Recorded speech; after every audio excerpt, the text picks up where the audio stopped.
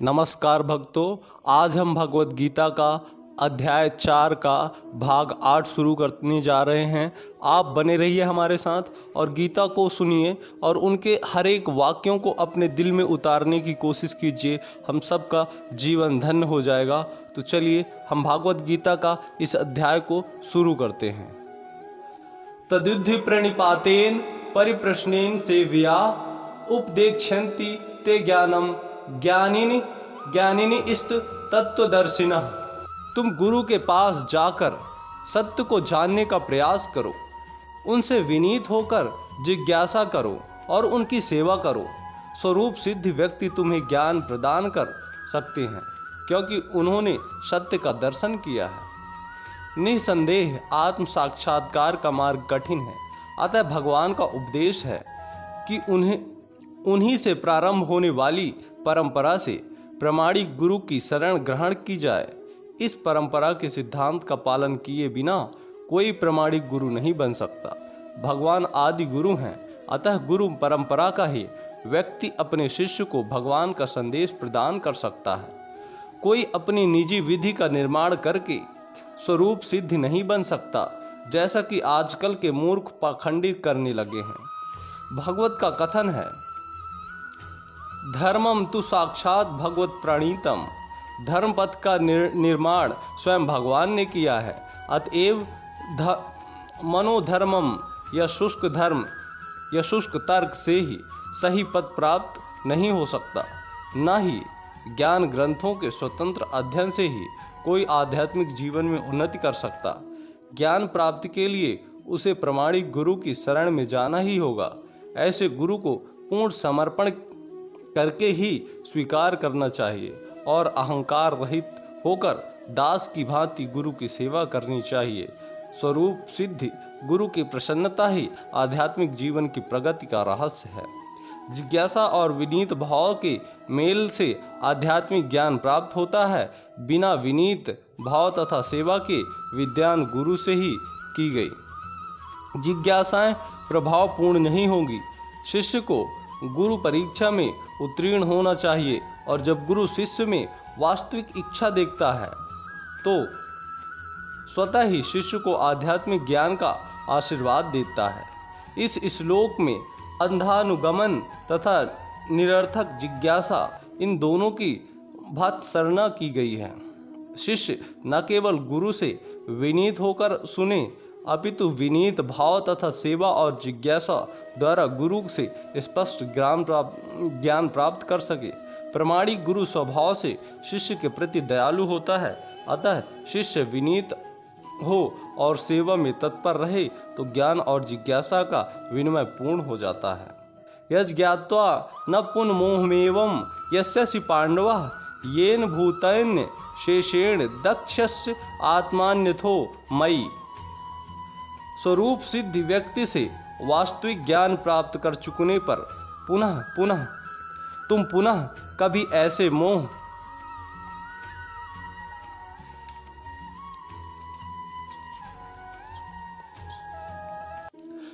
को प्राप्त नहीं होगी, क्योंकि इस ज्ञान के द्वारा तुम देख सकोगे कि सभी जीव परमात्मा के अंश स्वरूप हैं, अर्थात वे सब मेरे हैं। स्वरूप सिद्धि व्यक्ति से ज्ञान प्राप्त होने का परिणाम यह होता है कि यह पता चल जाता है कि सारे जीव भगवान श्री कृष्ण के भिन्न अंश हैं। कृष्ण से पृथक अस्तित्व का भाव माया मां नहीं या यह कहलाती है।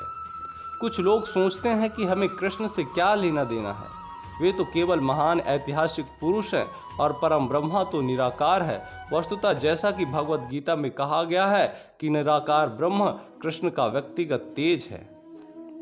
कृष्ण भगवान के रूप में प्रत्येक वस्तु के कारण है। ब्रह्म संहिता में स्पष्ट कहा गया है कि कृष्ण श्री भगवान है और सभी कारणों के कारण है कि कृष्ण श्री भगवान है और सभी कारणों के कारण है। यहाँ तक कि लाखों अवतार उनके विभिन्न विस्तार ही हैं। इसी प्रकार सारे जीव भी कृष्ण के अंश हैं। मायावादियों की यह मिथ्या धारणा है कि कृष्ण अपने अनेक अंशों में अपने निजी पृथक अस्तित्व को मिटा देते हैं। यह विचार सर्वथा भौतिक है।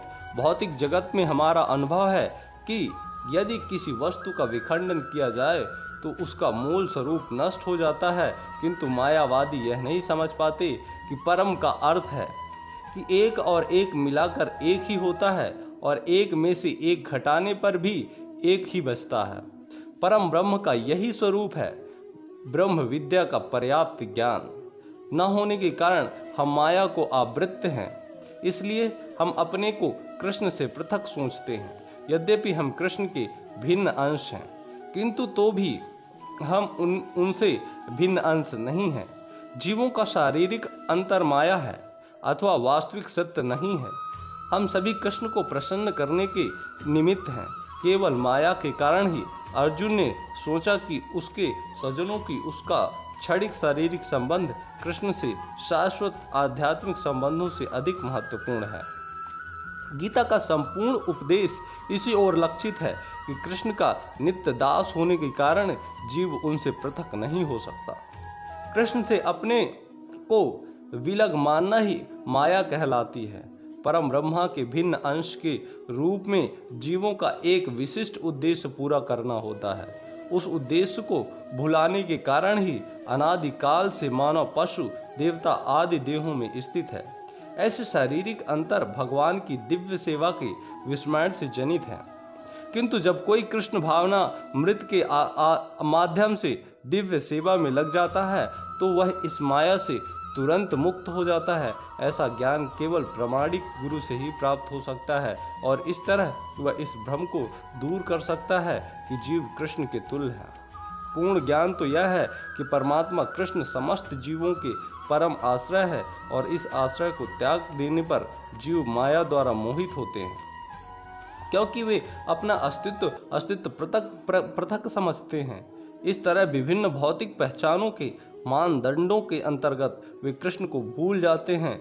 जब ऐसे मोहग्रस्त जीव कृष्ण भावनामृत में स्थित होते हैं तो यह समझा जाता है कि वे मुक्ति पथ पर हैं, जिसकी पुष्टि भगवत की गई है। मुक्तिर्हित्वा अन्यथा रूपम स्वरूपेण व्यवस्थिता। मुक्ति का अर्थ है कृष्ण के लिए नित्य दास रूप में कृष्ण भावनामृत में अपनी स्वाभाविक स्थिति पर होना। अपि चेदसि पापेभ्यः सर्वेभ्यः पापकृतमः सर्वं ज्ञान प्लवे नैव वृजनम संतरिष्यसि। यदि तुम्हें समस्त पापियों में भी सर्वाधिक पापी समझा जाए तो भी तुम दिव्य ज्ञान रूपी नाव में स्थित होकर सुख सागर को पार करने में समर्थ होगे। श्री कृष्ण के संबंध में अपनी स्वाभाविक स्थिति का सही ज्ञान उतना उत्तम होता है कि ज्ञान सागर में चलने वाले जीवन संघर्ष से मनुष्य तुरंत ही ऊपर उठ सकता है। यह भौतिक जगत कभी कभी अज्ञान सागर मान लिया जाता है तो कभी जलता हुआ जंगल। सागर में कोई कितना ही कुशल तैराक क्यों न हो, जीवन संघर्ष अत्यंत कठिन है। यदि कोई संघर्षरत तैरने वाले को आगे बढ़कर समुद्र से निकाल लेता है तो वह सबसे बड़ा रक्षक है। भगवान से प्राप्त पूर्ण ज्ञान मुक्ति का पथ है। कृष्ण भावनामृत की नाव अत्यंत सुगम है, किंतु उसी के साथ साथ अत्यंत उदात्त भी है। यथा धांसी समिद्धो अग्निभस्मात् कुरुते अर्जुन ज्ञानाग्नि सर्वकर्माणि भस्मात् कुरुते तथा। जैसे प्रज्वलित अग्नि ईंधन को भस्म कर देती है, उसी तरह हे अर्जुन ज्ञान रूपी अग्नि भौतिक कर्मों के समस्त फलों को जला डालती है। आत्मा तथा परमात्मा संबंधी पूर्ण ज्ञान तथा उनके संबंध की तुलना यहाँ अग्नि से की गई है। यह अग्नि न केवल समस्त पाप कर्मों के फलों को जला देती है, अपितु पुण्य कर्मों के फलों को भी भस्मात करने वाली है। कर्म फल की कई अवस्थाएं हैं, शुभारंभ, बीज, संचित आदि, किंतु जीव को स्वरूप का ज्ञान होने पर सब कुछ भस्म हो जाता है, चाहे वह पूर्ववर्ती हो या परवर्ती। वेदों में बृहदारण्यक उपनिषद कहा गया है, उसे उह वैश एते तर्त्यामृत साधु साधुनी। मनुष्य का पाप तथा पुण्य दोनों ही प्रकार के कर्म फलों को जीत लेता है। न ही ज्ञानेन दृश्यम पवित्रमहि विद्यते तत्स्वयं योग सिद्धम कालेनात्मनि विद्यन्ति। इस संसार में दिव्य ज्ञान के समान कुछ भी उदात्त तथा शुद्ध नहीं है। ऐसा ज्ञान समस्त योग का परिपक्व फल है। जो व्यक्ति भक्ति में सिद्ध होता है वह यथा समय अपने अंतर में ज्ञान का आस्वादन करता है। जब हम दिव्य ज्ञान की बात करते हैं तो हमारा प्रयोजन आध्यात्मिक ज्ञान से होता है। निस्संदेह दिव्य ज्ञान के समान कुछ भी उदात्त तथा शुद्ध नहीं है। अज्ञान ही हमारे बंधन का कारण है और ज्ञान हमारी मुक्ति का। यह ज्ञान भक्ति का परिपक्व फल है। जब कोई दिव्य ज्ञान की अवस्था प्राप्त कर लेता है तो उसे अत्यंत शांति खोजने की आवश्यकता नहीं रहती, क्योंकि वह मन ही मन शांति का आनंद लेता रहता है। दूसरे शब्दों में ज्ञान तथा शांति का पर्यवासन कृष्ण भावनामृत में होता है। भगवत गीता के संदेश की यह चरम परिणति है। श्रद्धा वल्लभते ज्ञानम तत्परः संयतेन्द्रिय ज्ञानम लब्ध्वा परम शांतिम चिरेणाधिगच्छति। जो श्रद्धालु दिव्य ज्ञान में समर्पित है और जिसने इंद्रियों को वश में कर लिया है वह इस ज्ञान को प्राप्त करने का अधिकारी है और इसे प्राप्त करते ही वह तुरंत आध्यात्मिक शांति को प्राप्त करता है। श्री कृष्ण में दृढ़ विश्वास रखने वाला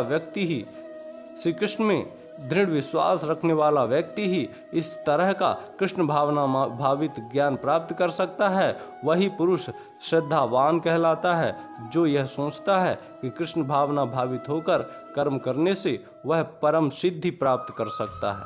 यह श्रद्धा भक्ति के द्वारा तथा हरे कृष्ण हरे कृष्ण हरे हरे हरे राम राम राम हरे हरे का मंत्र के जाप द्वारा प्राप्त की जाती है, क्योंकि इससे हृदय की सारी भौतिक मलिनता दूर हो जाती है। इससे अतिरिक्त मनुष्य को चाहिए कि अपनी इंद्रियों पर संयम रखे। जो कृष्ण के प्रति श्रद्धावान और जो इंद्रियों को संयमित रखता है वह शीघ्र ही कृष्ण भावना भावित के ज्ञान में पूर्णतः प्राप्त करता है।